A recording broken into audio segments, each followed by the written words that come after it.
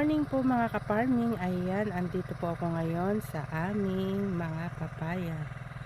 Yan, tuwing maga nandito po ako sa aming halaman kasi katabi lang naman po ito ng aming kubo. Ayan po. Ayan po ang aming mga halaman, ang aming munting fish pond, at ayun na po ang aming kubo.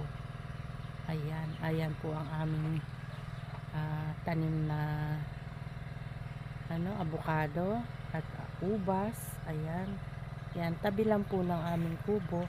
At saka syempre itong aming bayabas. Yan, may bulaklak na naman pong panibago ang aming imported na bayabas. Ayun po siya.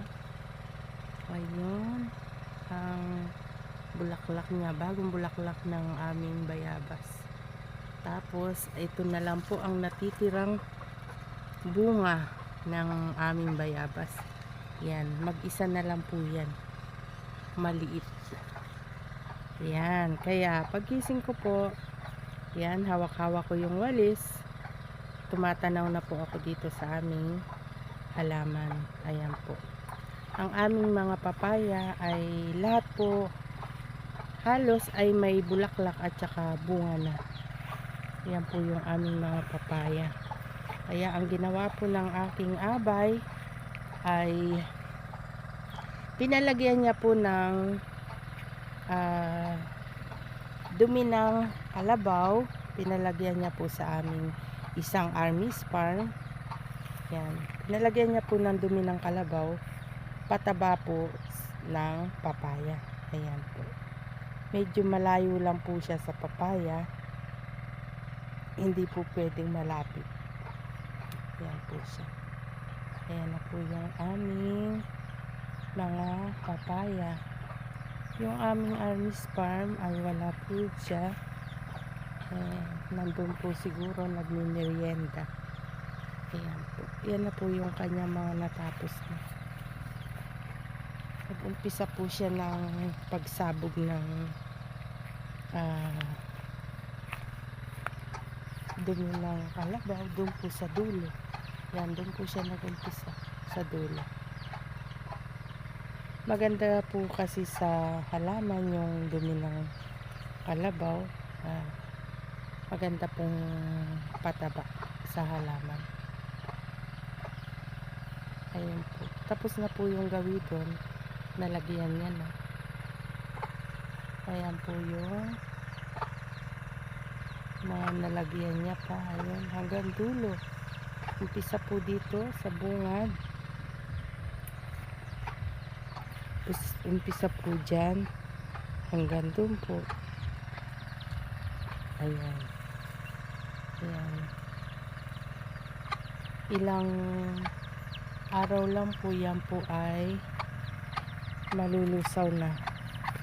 Medyo matagal-tagal, linggo din po yan bago malusaw ang dumi ng kalabaw. Ayun po yung ating isang armis farm. Naglalagay po ng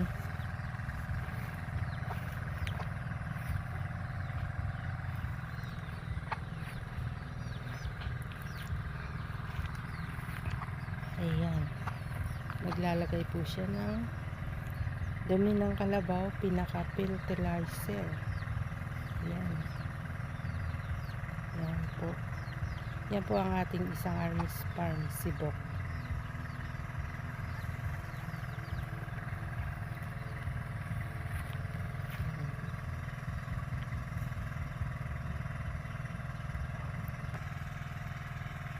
Ayan, ganyan lang po siya maglagay. Lusaw po yan yung tuyo po, tuyo na po yung kanyang mga nilalagay na dumi ng kalabaw. Ayan po siya. Pero yung gawi po dito ay hindi pa po nalalagyan. Ayan, nagkulang po yung kanyang fertilizer. Ayun, kumuha pa po yung aming armis farm.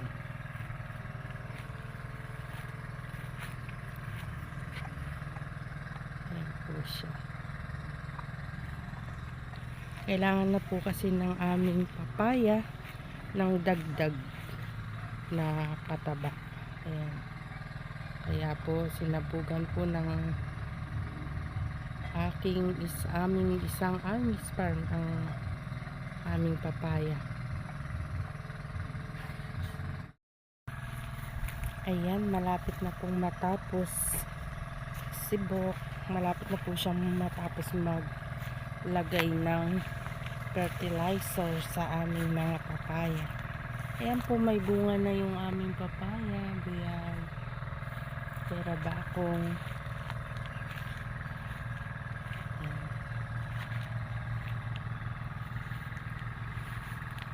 Ayan, may saluyot pang naligaw. Maganda.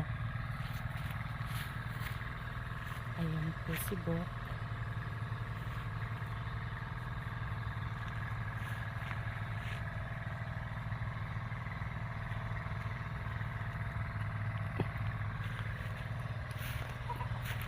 Malapit na siyang tapos.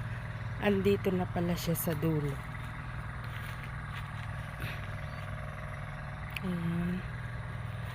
Yung gawi dito, di pa po nagagrass cutter. Ayan, yung aming kamatis. Nabugbog din po sa ulan, kaya ayan, nanigas lang po siya. Alang gaanong bunga.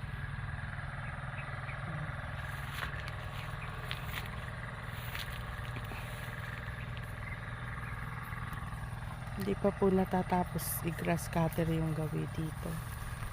Ayan, sibok, kukuha pa po siya ng kanyang yan. Adamo pa po yung gawi dito sa gilid. Marami pa pong trabaho ang aking abay, kaya hindi pa po nagagrass cutter yun dito sa dulo. Yan. Yan na lang po yung dalawang tudling na lang ng papaya ang hindi niya pa nagagrass cutter. Sobra pong busy ng aking abay. Lahat po kasi talaga trabaho niya. Tapos yan, minsan kumukuha kami ng isang armies farm na makakatulong niya, minsan dalawa. Ngayon po ay nagpapatubig po siya sa aming matandang talong. Ayan po. Mahal po yung talong ngayon, kaya lang po yung aming talong ay wala pong bunga. Ayan, pumitas po kami nung nakaraang araw, 5 kilo lang po kami sa luwang po na yan. Ayan, no? 5 kilo lang po ang aming na pitas. Ala pong bunga yung aming talong.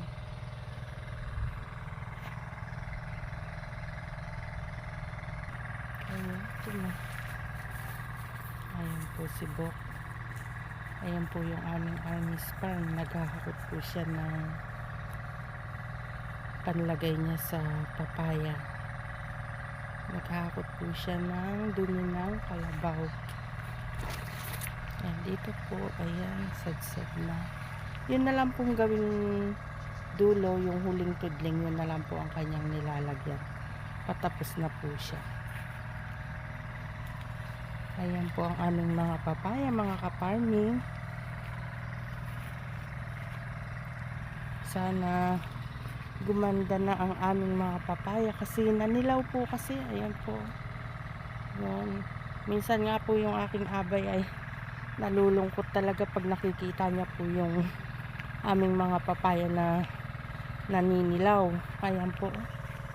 Ayan po kasi naninilaw siya, tapos naninigas po yung mga dahon. Gaya na lang po yun, no?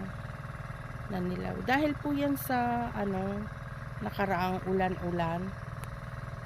Yan, ganyan po siya. Hindi pa ho talaga nakarecover yung iba. Ayan po. Marami pong nanilaw. Kaya nalulungkot po yung aking abay pagka nakikita niyang ganyan. Kasi sobrang pagod niya nga naman po, tapos ganyan po yung nakikita niya sa kanyang mga halaman. Kaya nalulungkot po siya. Kaya naisip po niyang palagyan ng dumi ng kalabaw, pandagdag sa pataba. Nahagisan na po yan ng pataba. Nadiligan na po yan ng pataba yung aming papaya na yan. Ngayon, ang nilagay na po nila ngayon ay dumi naman po ng kalabaw. Kasi maganda po ang dumi ng kalabaw sa mga halaman. Yung aming lumang papaya ay nilagyan din po namin yan ng dumi ng kalabaw dati.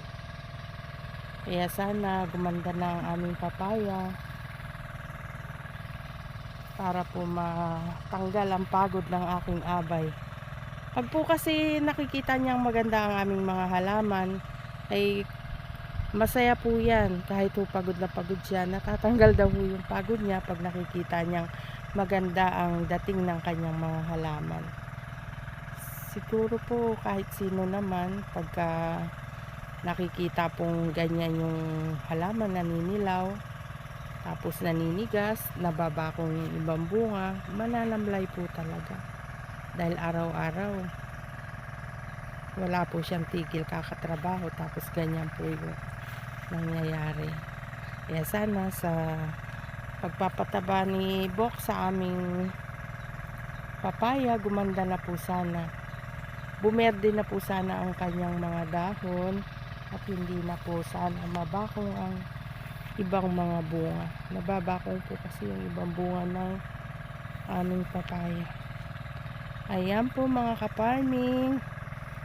Thank you po sa panonood nyo sa aking video. Please like and subscribe naman po sa aking YouTube channel.